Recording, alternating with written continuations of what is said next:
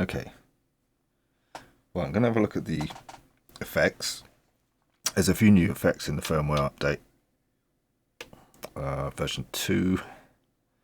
Effects 1 is still distortions.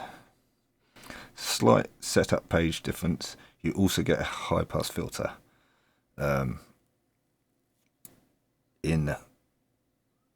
FX1.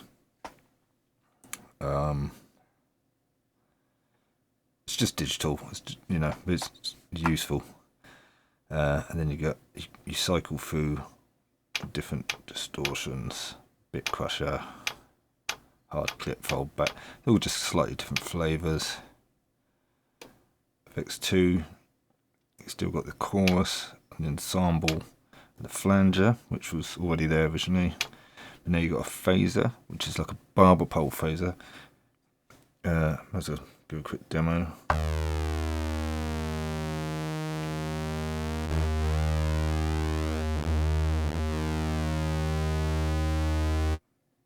So let's bring the mix up.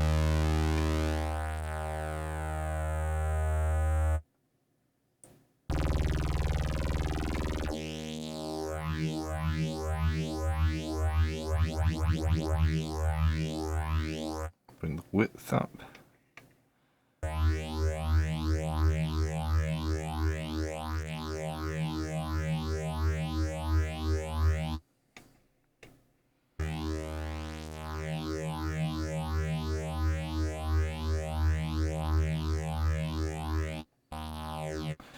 So it goes up. If you take the speed to the minuses, it goes down.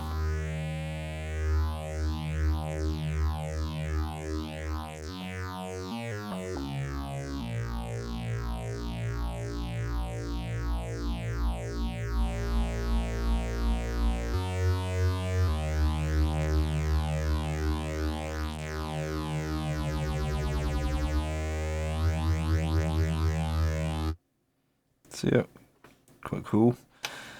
Shifter, I don't really get.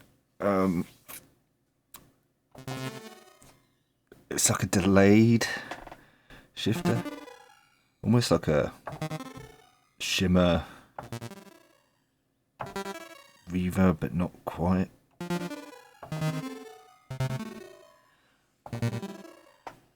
So you get this tuning.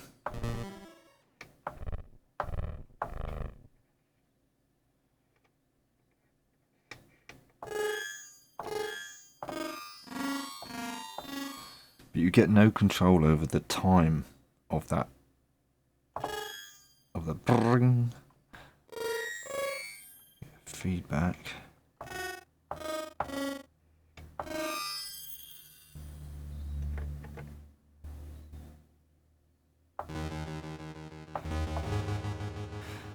So if you take the pitch off, it's like a delay that you've got no control over. The damp is just darkens or high pass filters it. So it kind of goes from low pass filter to a high pass filter. I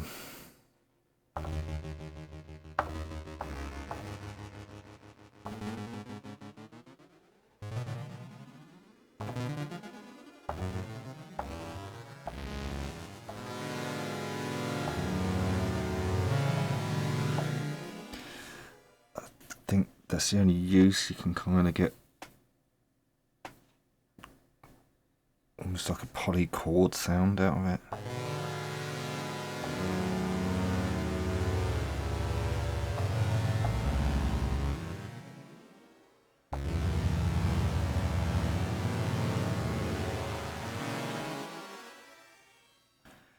I don't know. It's a weird choice. Maybe they can bring some more functionality to it, some more control. I just don't know what I'd use that for. Effects 3. The original reverb is now called long reverb. So it's a great reverb.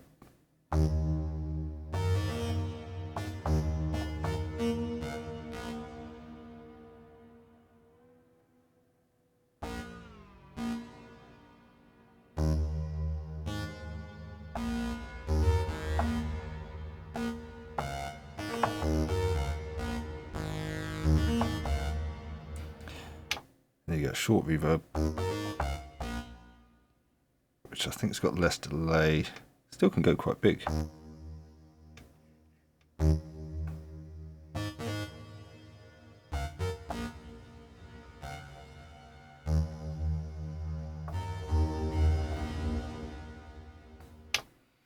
You've got cloud, which is like a granular.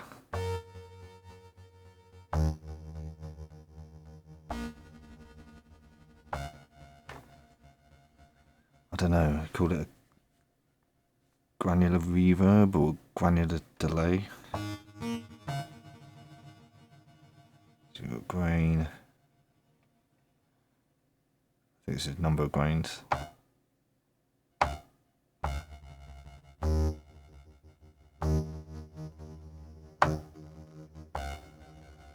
Size of the grain. Little bits. To bigger chunks. Feedback.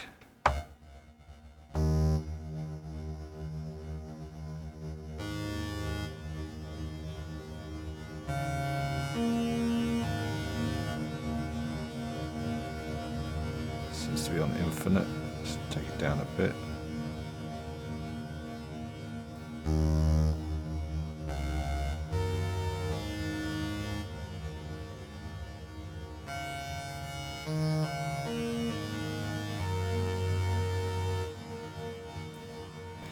I like that, it's more useful to me. And also you got a tune.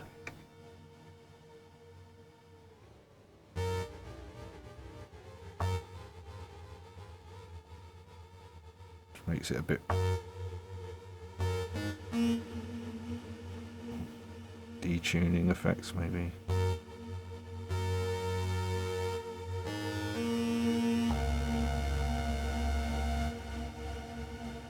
Yeah, I quite like that one.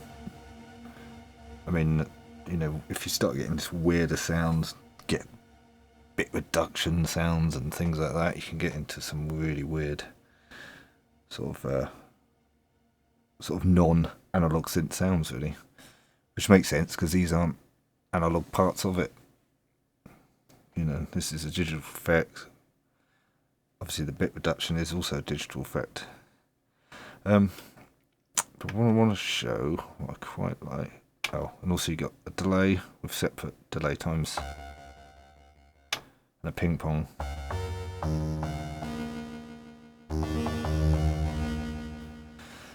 But just a quick look, you can modulate. Let's go into modulator 3, CV. So you can modulate FX1, FX2, and FX3. It's like the level of the effect. I wish you could modulate like a send into the reverb rather than turning on the reverb and off, because it just shuts it down. It'd be nice to just send a blast and let the reverb die down naturally. But what you can do is the delay. Now this affects the delay time in the reverb and in the delay. So it's delay time in the delay and the room size, I think, in reverb. But you just get some nice pitch.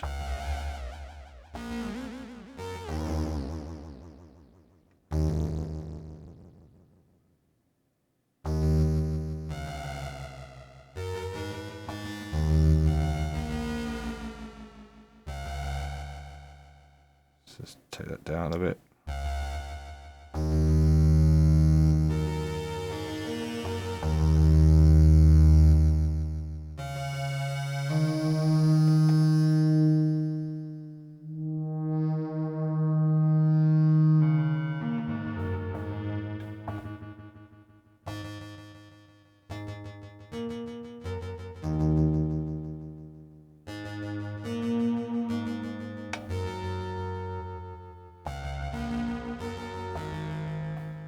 I really like things like that, drifty. I'll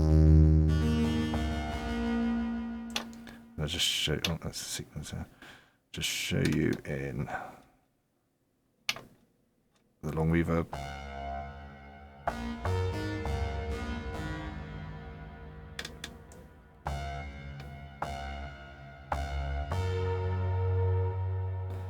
That's great.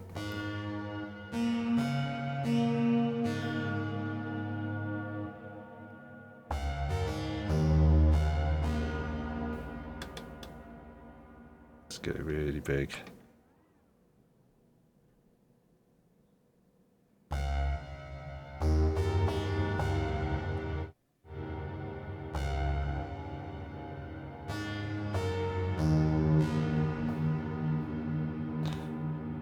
Love that. So what you're actually modulating is the size. It does it quite subtly, even though it's on 100. I would like a wider, I'd expect 100 to really move it quite a lot. But one of my favourite reverb pedals was Mr. Black's, well, I used to have the Blood Moon, but it's called the Super Moon, I think their normal one. And that's like a random modulated reverb. It just suddenly drop and rise randomly. And you can sort of do that. Use the sample and hold. You can take the probability down. Turn the lag up, which smooths out the steps.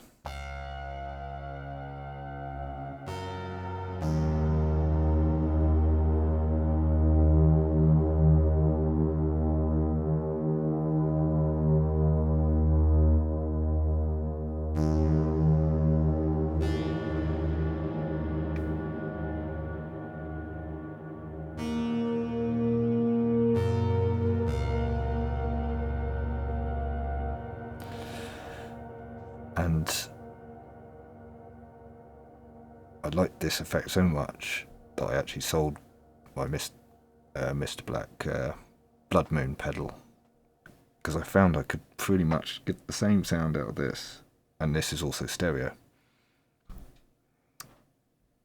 So I do use this as an effects box. I'll set up a preset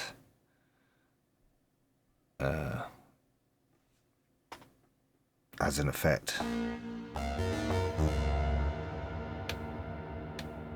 That's what you forget.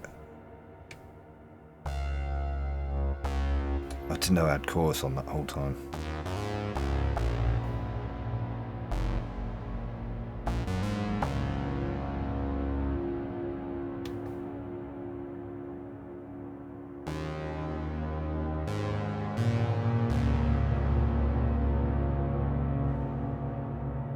That's great. It really is cool.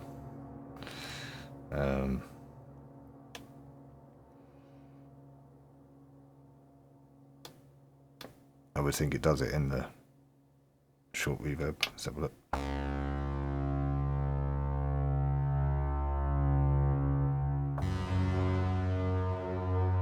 Yeah, so I can hear the pitch wobble on that as well. Back to the long one.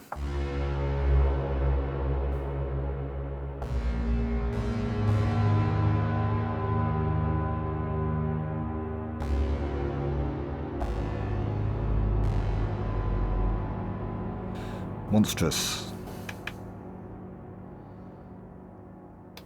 So let's put a little bit of ensemble in that. Stereo width.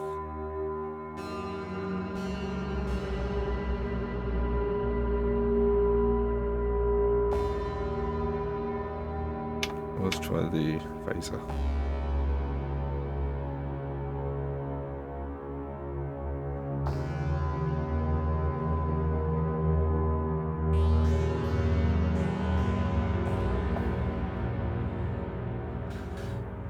It's a shame that in the modulators that's the only other parameter other than the mix level that you can modulate.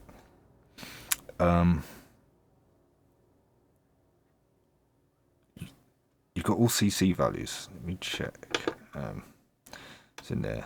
You've got the sync option. So you've got mod wheel. You can control all of these things again simultaneously with the mod wheel.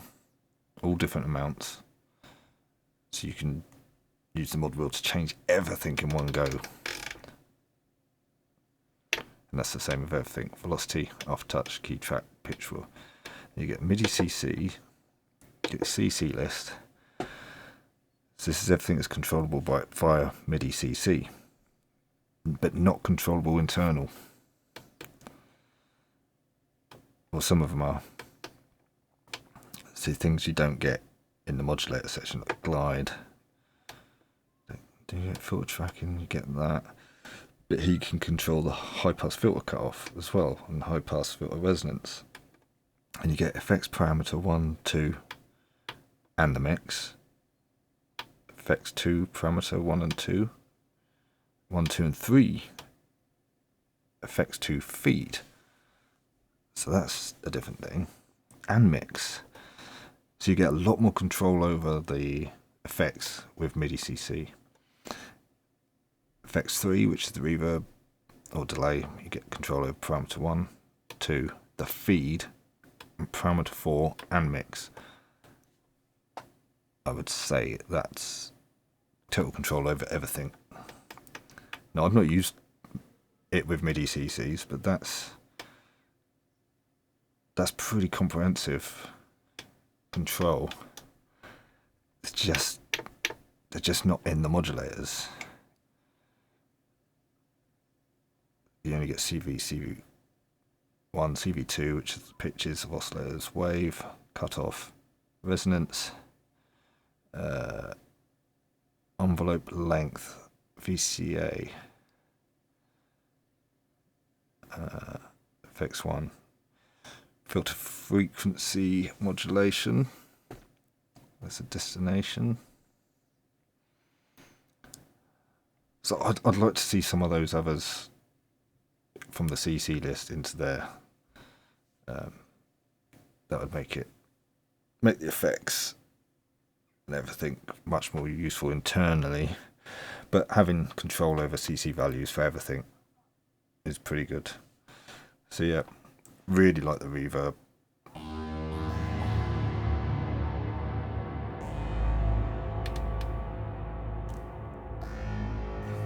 And to think you get control over all of these parameters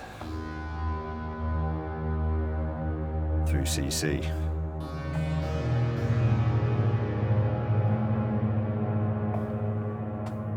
But yeah, that's the effect sections with a little bit on the modulators.